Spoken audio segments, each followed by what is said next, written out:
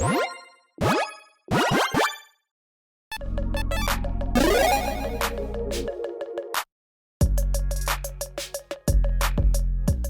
everyone, Mitch coming in for the Commander Score Studio. Welcome to the show. So, yet another morning where I've got my Halloween mug cup of tea. Hot cinnamon tea this morning. It's delicious. Yeah, I mean, if you didn't see a previous episode where I talked about why I use my Halloween cup, it's because it's large.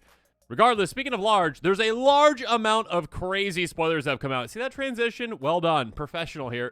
So, with all that said, let's jump into them. So, first up, we've got Baron Bertram Greywater. Looks like a character that Gary Oldman could kind of play. Kind of, probably, yeah. No, anyways, a 3/4 Vampire Noble for 4 mana in Orzhov. Whenever one or more tokens enter the battlefield under control, create a 1/1 black vampire rogue creature token with lifelink. This ability triggers only once each turn. Pay 1 a black, sacrifice another creature artifact, draw a card. Yep, I mean, had a limitation on it, and with that limitation, it is not probably going to see a lot of play because of that. I mean, could you see some play potentially in Aristocrat-style strategy that could utilize a bunch of different instances of creating creature tokens, you know, maybe on different turns? Sure, but again, the limitation of once each turn makes it so it's a lot worse. Even though it's already limited again by the 1 or more tokens, it's also limited again by the worst factor of that. Being able to sacrifice creatures or artifacts to draw cards gives it a little bit, but again, like when it comes to value compared to other things in Aristocrat-style decks, this all for 4 mana is not all that great. This as a commander itself, again, is not all that great compared to some other options, again, because of those limitations. Next up, Betrayal at the Vault. Really cool art on this one.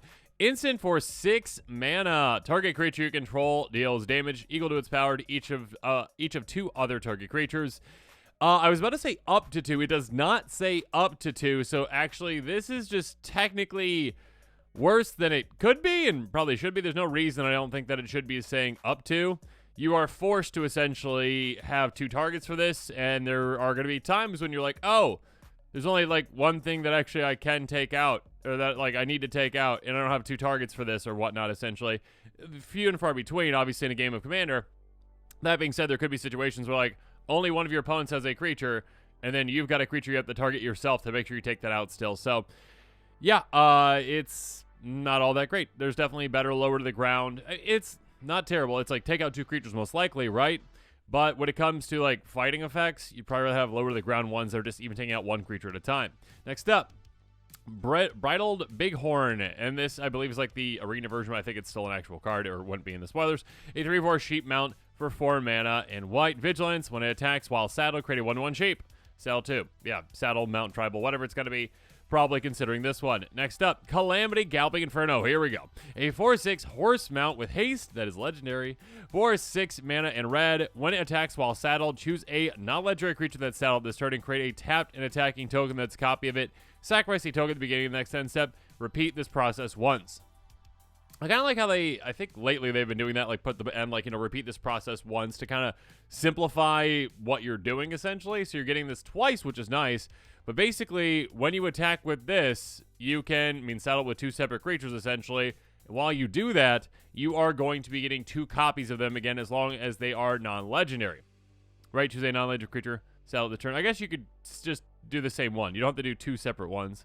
So there you go. You could do the same creature to do 2 different creatures. Again, you can over-saddle something if you want, which, again, is just kind of funny to think about. Like, in vehicles, kind of makes sense, I guess, depending on how large the vehicle is. You're like, oh, yeah, 2 of these creatures crewed this. With saddle, it's like, all right, we've got 5 creatures on this horse. How's that work? But yes, it seems pretty interesting. Obviously, things that you want to use and abuse. Keep in mind, it does come into play already tapped and attacking. So although this is an attack trigger, you cannot abuse attack triggers of other creatures with this. That being said, you can definitely abuse ETBs and LTBs. It is a sacrifice, which is better than Exile. Again, sacrifice a token at the beginning of the next end step. That is much better most of the time than exiling because you can get a death trigger as well.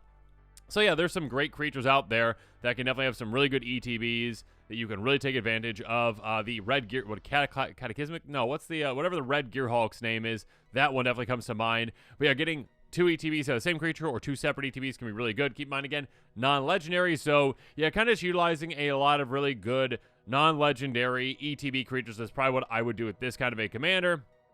Also, though, keep in mind, extra combat spells can really help this as well because you're going to be swinging again with this and getting that attack trigger again. Saddling, I guess when you saddle something, do you have to resaddle? I wouldn't think. Like, if it's already saddled on that turn, I wouldn't think you'd have to resaddle on a separate combat, but let me know in the console. I wouldn't think so. So, yeah, being able to just use and abuse ETBs with this, getting a lot of extra combats that they can really help with something like this. Next up, Costic Bronco. Why are they like, I mean, like, no, I'm just people in Outlaws of Thunder Junction, right? Not the actual designers, but like, what's the mentality of, I can put a saddle on that? Goodness gracious. It's like, yeah, this is a horse-looking snake. Cool. I'd like to ride that. Terrible idea. A 2/2 snake horse mount for 1 and a black. Whenever it attacks you with the top card of your library and put it in your hand, you lose life equal that card's mana value if it isn't saddled. Otherwise, each one loses that much life. Saddle for 3. So it's a higher saddle cost, but it does kind of swap around who is actually losing the life. And again, it's each opponent, not just one opponent. It's not target opponent. So in Commander, obviously, that helps out a lot in terms of its value. It's kind of like, it's like a snake horse mount Bob in a way, right? Essentially, Dark Confidant, basically Bob, but on attack. So yeah, you do send this into danger to do so. And yeah, I mean, there is potential that you actually lose life, which is the Bob side of things. But also, again, like if you actually utilize another creature or creatures to saddle this, then yeah, you can actually kind of turn it more of a Yuriko situation where you're actually draining your opponents. So interesting card advantage here. I mean, how many kind of decks really want this kind of effect? I mean, if you got ways to like make this evasive, definitely. If not, you might only be getting 1 off of this, which is nice, but not all that good. Next up, Deep Muck Desperado. Gosh, this set is just rife with cards that say my least favorite words in Magic. A 2/4 Homerid Mercenary. That's not it. It costs 2 and a blue. Homerid's not one of my least favorite words. Whenever you commit a crime, each opponent mills 3 cards. This ability triggers only once each turn. I hate it. It's okay. I know some people really like that. I just don't like it. Anyways, this obviously is okay, I guess, for a mill strategy. But again, because of that limitation, you are not going to get the same kind of actual play as like a Hedron Crab. Like those essentially where it's like, oh yeah, I can get this effect more than once each turn. It does make up for that a little bit by like milling each opponent. But like in a mill strategy, typically you're like, I'm going to hyper focus on one player at a time and take them out. I mean, there are some like massive mill effects for all opponents, but like typically if you start going on one player, you want to take them down versus like spreading it out and never milling anyone. So yeah, this is just not all that good in my opinion. Next up, Demonic Ruckus. An enchantment or enchant creature for 1 and a red.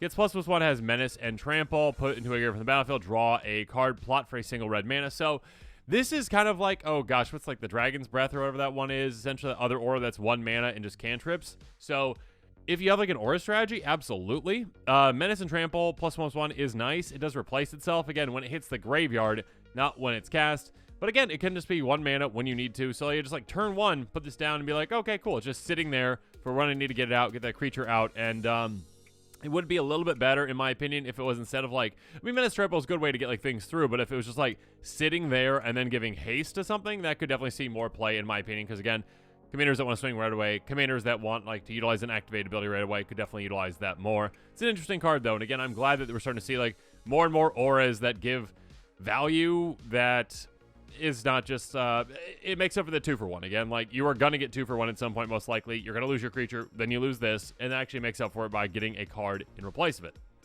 Next up, Doc Arlock, Grizzled Genius. I love this. A 2/3 Bear Druid for 2 mana in Simic. Whenever you play a land, draw a card. No, just kidding. They actually went for a different path with this one, and I love that. Spells you cast from your graveyard or from exile cost 2 less to cast. Love that. Yes. Also, plotting cards to your hand costs 2 less. That's awesome. So basically, anything you're doing from graveyard to exile, including like pre-casting it with a new plot, essentially, you are getting a discount on. So flashback, jumpstart, any of those things, essentially, like casting from. They did specify, casting graveyard to exile. It would be obviously a little bit better if it was like anywhere outside your hand, because then you'd be like, oh, Future Sight the top of my library. Yeah, let's do some crazy things with that. Can kind of see why they maybe didn't do that, because then players like me would be like, let's tutor for Future Sight. Let's get that into play. And then let's just play all the artifacts from our deck for free. I would turn this into Artifact Storm. Yeah, I would. But no, being able to cast spells from your graveyard exile is still very good. Very interesting. there's really not all that much impulse draw in these two colors. I mean, there are some like cast from Exile effects, but yeah, if you had red with this, that would definitely be a little bit better. Still a very interesting commander. Again, I think this is the exact kind of commander that you need to see at Uncommon, and Wizards needs to keep doing it Uncommon where it's not just like a wasted spot. It's one that's got something interesting, isn't necessarily overpowered at all, but one that is going in a different direction and does some unique things. So there you go. Give it a chance. Next up, Fake Your Own Death. I believe this is a reprint, so yeah, keep that in mind. But yeah, basically one of those like feign death type effects. Bring the creature back when it dies. Also make a treasure token. Plus 2/0, who cares? Gold Rush. It's for 1 and a green. Create a treasure token. Until end of turn, to 1 target creature gets +2/+2 for your treasure you control. It's a very specific card. I mean, I guess when it comes to like, again, like up to 1 target creature, so like you could, I mean, commit a crime with this if you really want to. You're like, cool, yeah, your creature gets +2/+2. Hooray. With this, though, I mean, the treasure token's like the big thing, but like it's kind of overcosted for what that does. It is a nice like little pump effect. If you have like a treasure-based strategy, like if you got a Corval deck and you're making a ton of treasures, and then you're like, oh, okay, cool, I'll just cast this and like one-shot someone with it. Absolutely, could be cool.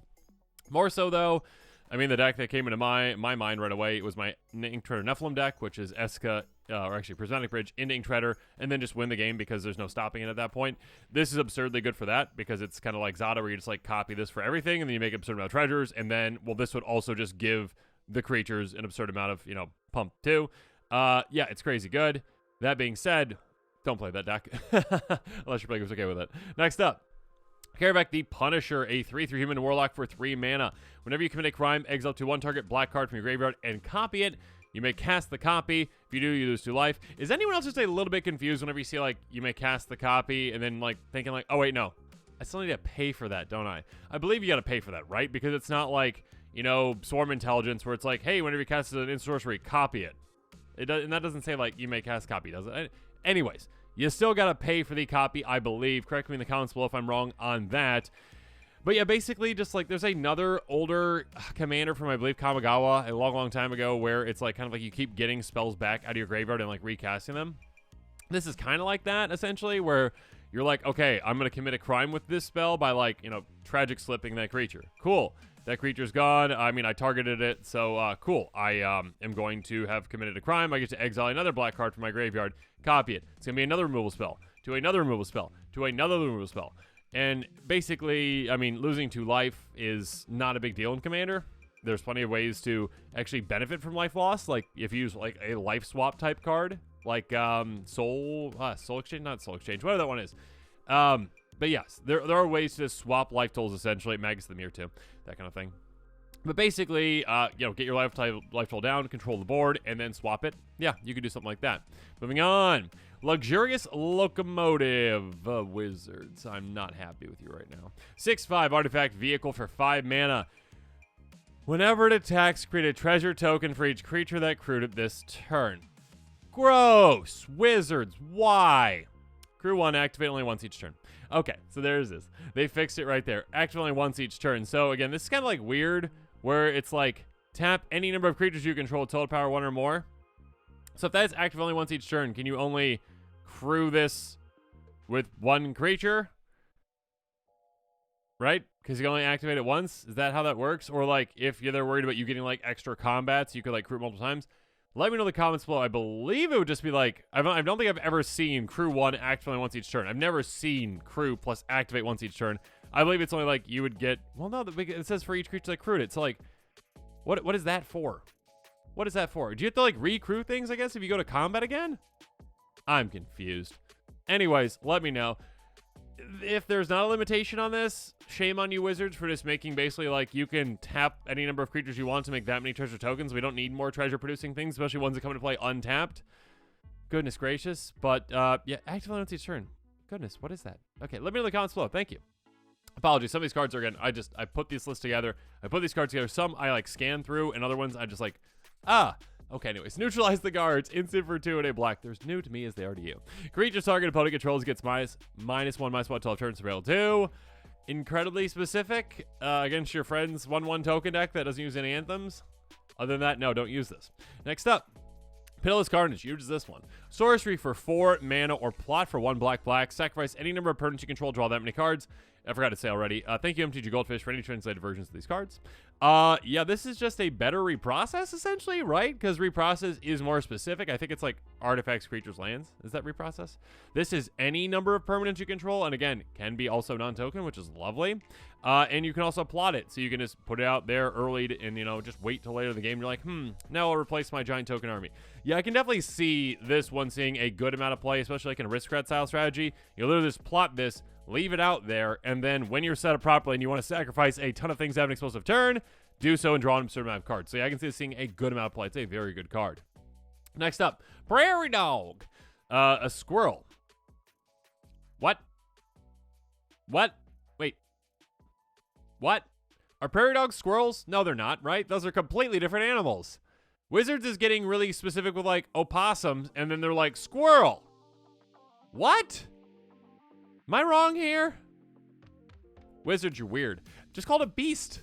2/2 lifelink squirrel, apparently, for a 1 and a white. If you're not going to call it a prairie dog, call it a beast. Maybe they're like, people will get confused because if I put prairie dog there, they'll be like, it's a dog. Dog tribal. I don't know. Begin your end step. If you haven't cast a spell from your hand this turn, but I've also counter on prairie dog, squirrel, for 4 and a white. Until end of turn, if you would put one or more counters on a creature control, put that many +1 counters on instead. I mean, yeah, it's more of a limited card for that first part. That second part is like, if you really want to go ham on like all those like getting additional counters things, sure, but like 5 mana is a lot for that. So yeah, I probably wouldn't recommend this one. But squirrel, apparently. Rakdos joins up. Legendary champ for 5 mana and Rakdos. That's ironic to say, right? Again, like Rakdos. The name is after Rakdos. Enters the battlefield. Return target creature card from your graveyard to the battlefield. 2 additional counters on it. So it's a reanimation spell at the very least for 5 mana. That being said, when a legendary creature you control dies, Rakdos joins up, deals damage to that creature's power to target opponent. So kind of like, oh gosh, what's that one? It's like a 7-minute Stalking Vengeance, I believe. Yeah, basically, hey, whenever your creatures die, only legendaries though, you're going to be kind of reverse War Storm Surging. Again, it's this target opponent though, it's not any of their creatures, that kind of stuff too, which is interesting that they limit in that way. I don't know if it needed that limitation, but like typically, again, when you're doing that kind of stuff, you're trying to utilize it for a finisher as well, just like ping opponents down, which is nice. Yeah, I mean, that's a good amount of value for reanimation. Again, like reanimation for 5 mana, but it's really specific to, again, if you have legendary creatures in your deck. If you just have a large commander, that could be nice too, obviously, because if your commander gets taken out, you're like, okay, cool. Ping you in the face for a lot. Yeah, I think, again, either if you have like a Voltron-y type commander and, you know, maybe creatures in your graveyard that you could utilize, sure. Or, yeah, definitely like legendary tribal could utilize this as well. I don't think Eddie needs any more options for the Esca deck, though. Next up, Razzle Dazzle. Cool name. 1/2 human wizard for 1 and a blue. Whenever you catch your second spell each turn, put a counter on it. Can't be blocked this turn. This is a limited card. Next up, Rush of Dread, a sorcery for 3 mana, but it's got the little plus sign, so it's a spree card. +1, target opponent sacrifice half the creatures they control rounded up. +2, target opponent's cards half the cards in their hand rounded up. +2, target opponent loses half their life rounded up. This, we've kind of seen different ones. It's like, oh gosh, there was that one like Bolas card that was like 5 mana, but it's for everyone. This is just for a specific opponent. Again, you can choose different opponents, I believe. So you can split this up however you want. It is a decent amount of mana to do so. I mean, like, 4 mana to make someone sacrifice half their creatures isn't all that bad, I guess. Like, Barter and Blood is 4 mana itself, and that is everyone sacrificing 2. That is everyone, though, not just one specific player, which I guess is technically better in that you don't have to sacrifice your own creatures unless you want to, but, yeah, you're not getting all the opponents, so it's probably worse than Commander, really. But, yeah, making someone discard half their hand is pretty brutal for 5, and making someone lose half their life for 5 is pretty brutal, too, so it's a nice card. I mean, I don't know how many decks we're going to see play with this. It's flexible enough. If you've got ways to double up that life loss, that's just game for that player. So, like, yeah, if you've got, what is it, Wound Reflection? You've got ways to just take someone out with this. If you've got those kind of cards, definitely utilize a card like this. Or, I mean, if you've got ways to just benefit from someone discarding cards, or ways from sacrificing as well. Like, gosh, what's the salty commander's name that I absolutely hate? Turgid! That one, yeah, could utilize a card like this. Next up, Sheriff of Safe Passage, Human Knight for 0/0, a 0/0 Human Knight. There we go, for 2 and a white. Enters battlefield, a counter on it, plus additional counter on it for each other creature you control. So this can just become absolutely massive. You can also plot it. Yeah, it's more of a limited card though, most likely. I mean, I guess a counters deck could utilize it maybe because it's going to come into play with quite a few, but yeah, probably more a limited card. This town ain't big enough. I wish the you know, text, the flavor text was just like ... for the 2 of us. But yeah. Anyways, Instant for 4 and a blue. The spell costs 3 less gas to target a permanent you control. Return to 2 target and ally permanents in owner's hands. Yeah, I mean, we've already seen, I guess, like, What, run away together? That one's targeting opponents' things, right? This is... Yeah, I no, not all that great. I mean, for like decks that maybe want to bounce around things to use and abuse ETBs, sure, but I mean, yeah, you're way overpaying if you're bouncing 2 things that your opponents control for 5 mana. I like Aether Gale is 5 mana, and you bounce 6 things. So, yeah, no. Okay, finally, and this one I'm going to dig further into, Lila Undefeated Slickshot, a 3/3 human rogue with prowess for 3 mana, and is it? Whenever you cast a multicolored instant or sorcery spell from your hand, exile that spell instead of putting in your graveyard. As it resolves, it becomes plotted. If you do, becomes plotted. That's quite spicy. So basically, like, doubling up every single one of your instant sorceries, but plotting is worse in that than just copying it right away, like a Swarm Intelligence type effect.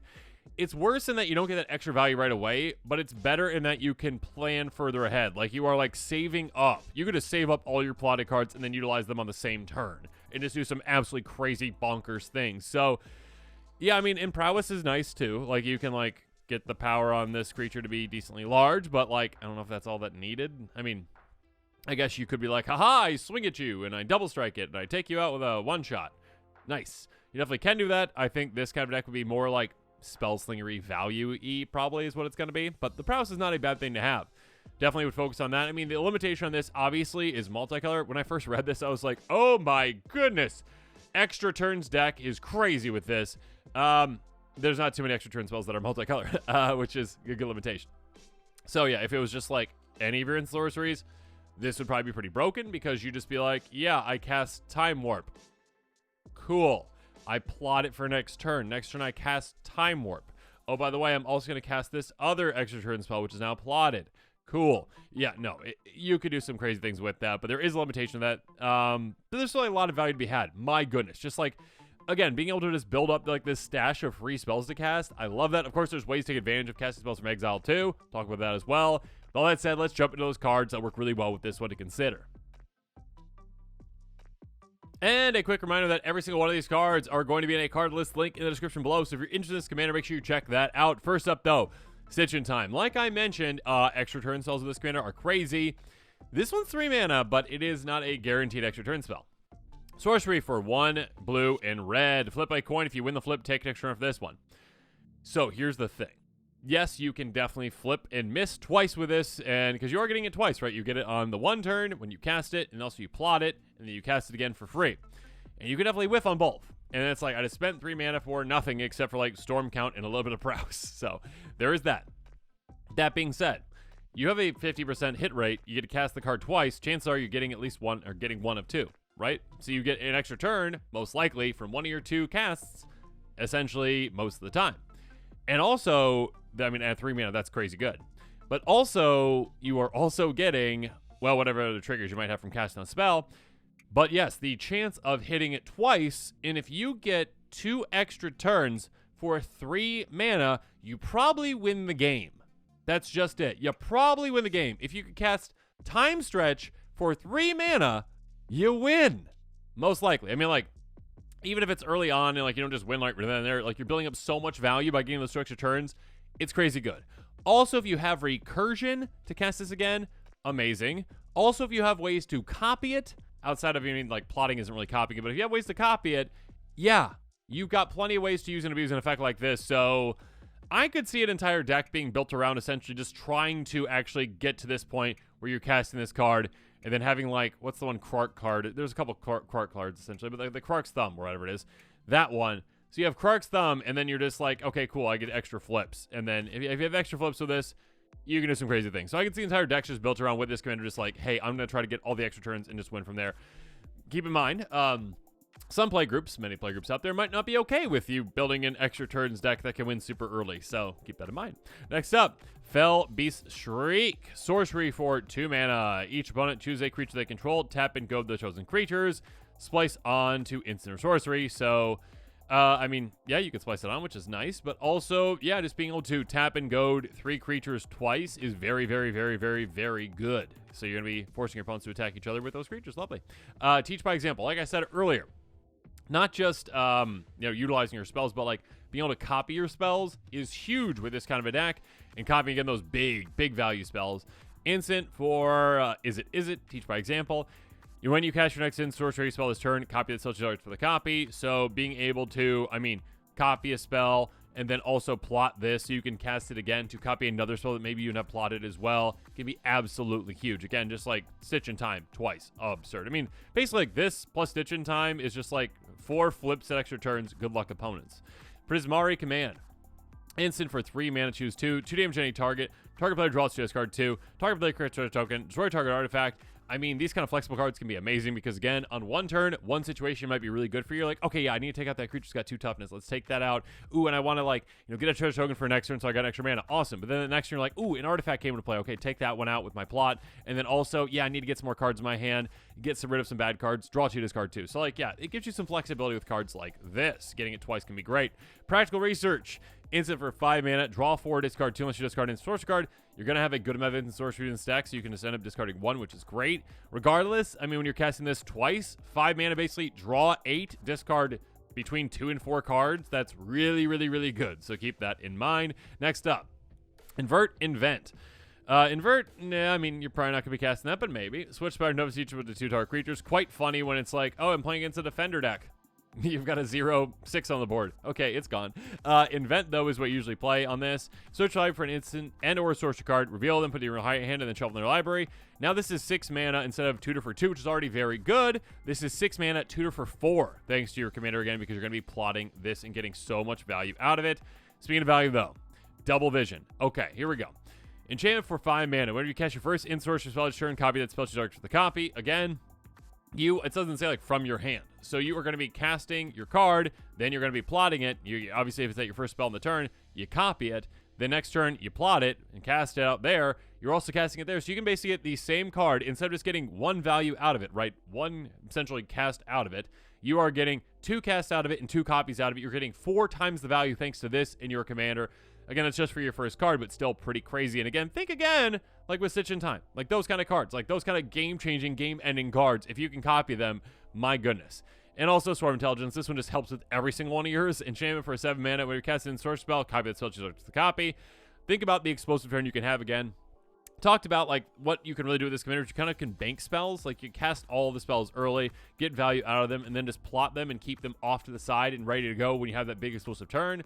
Then with this in play, you're like, okay, cast all them, get 2 copies of them essentially, or 2 casts of them, cast and a copy of them, and just get so much value that it's just absolutely absurd, and you take over the game from there. But now let's move on to the pricier picks. Again, cards outside of my budget, but might be within yours. Just outside of my budget, 46 cents outside. Actually, the foil version, I think, is 113. Only 13 cents outside of my budget. Galvanic Iteration, instant for 2 mana. And is it when you cast your next in-source spell turn, copy the social charge to the copy. You can also flash it back. So this one you can actually get like 3 times, right? Essentially, you just basically are going to be getting, the actual cast, plotting it. Then from plot, cast it, goes to your graveyard. Then in your graveyard, you flash it back. And I don't believe you flash back to plot that because that gets exiled. So yeah, you basically are going to be like, oh yeah, all the value from this. Be able to cast this 3 times. So much value to be had.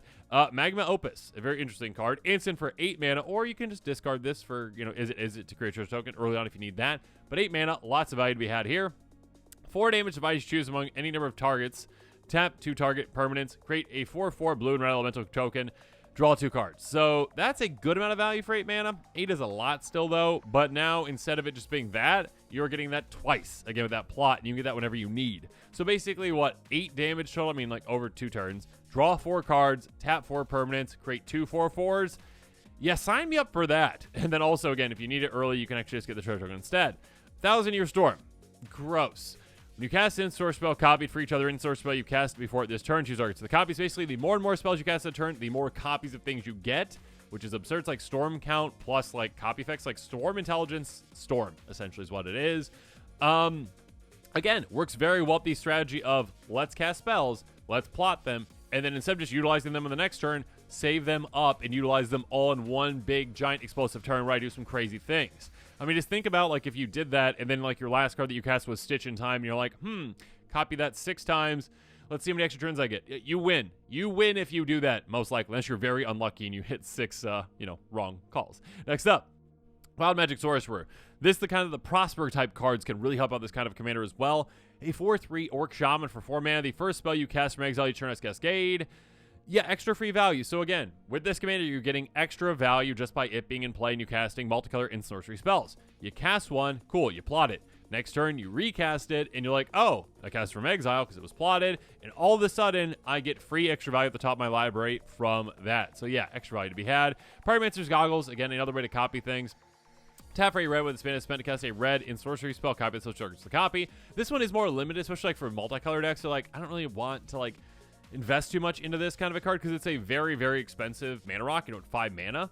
That being said, in this kind of a deck where you're like, I'm going to have an absurd amount of multicolor ones, you're going to have red, instant sorcery spells because they're going to be, red and blue. So keep that in mind. It's not just going to be all red or all blue. It's going to be a combination of both multicolor. So there you go. You get extra free copies. Keeper of Secrets, again, when you're casting from Exile, have fun with that. 6/4, First Strike and Haste. Whenever you cast a spell from anywhere other than your hand, Keeper of Secrets deals damage equal to that spell's mana value to target opponent. Fun. Very fun. Yeah, extra free damage, essentially. Nullfish Knee. Hey, speaking of free, whenever cast a spell from Exile, copy, choose targets for the copy. If it's a permanent spell, the copy gains haste in the beginning of your end step. Sacrifice this permanent. Yeah, extra free copies. Now, again, like Swarm Intelligence, and those are like, hey, when you're casting it, essentially you get the extra copy. This is casting from Exile. Still getting extra free is just amazing. Have fun with all that. Also, like, works with Cascade, too, which is nice. Archmage Emeritus. Whenever you're casting or copying a source spell, draw a card. Again, you're going to be casting a ton. Because, again, when you are casting from your hand, great, copy it. Or not copy it, but plot it. So you're getting drawing from that. Also drawing from casting the plot, too. So you can get an absurd amount of value out of this. This card never is going to be budget-friendly. Next up, though, Stormkiller Arts, a card that was budget-friendly for a hot second again. They reprint a 2/2 Dwarf Shaman for 4 mana, plus 1/0 for each artifact you control. Don't know why they put that on this. It did not need that. It's not really the point of it, but like it can also hit really hard at a certain point. But more importantly, whenever you cast or copy an in-source spell, create treasure token, you're going to get a ton of value out of this. Basically 2 treasures for every single one of your in-sorceries. That's lovely. Also, Leyline of Anticipation. Correct me in the comments below, but I believe this would work. Hey, this or Vidal Canori, this says if it's up in your hand, you may begin it on the battlefield, which is nice for free. You may cast spells with that flash. So again, although you can only plot at sorcery speed, cast the plot card at sorcery speed, you get to cast it with flash because you're still casting it. So I believe you could do that. So instead of it being like limited to just on your turn and playing on your opponent's turns is obviously very, very, very impactful. But now as this episode is coming to close, it's time for me to hear from you. So in the comments below, let me know your thoughts are on all these spoilers. There's been a ton of amazing ones. Let me know your thoughts on this new commander is. If you're interested in these cards, make sure you check out that card list link in the description below. Of course, stay tuned to this channel for more exciting quick takes and spoilers. And as always, thanks again and have a good one. This show and episodes like this one are possible thanks to viewers like you. If you're looking for an easy way to help support this show, make sure that you like, share, and subscribe. Also, hit that bell notification icon so you don't miss any new episodes. You can also go check out our playmats and other merchandise at thecommandersquarters.com. We also have a ton of brand new t-shirt designs in stock, so make sure you check out those as well. Another easy way to support this show is with our TCG Player affiliate links. So whether you're buying a deck or individual cards, you can use this general link right here or one in the description. And the final way that you can support this show is by supporting us directly by becoming a patron. There are many benefits to being a patron, and I truly couldn't do this without all of their support.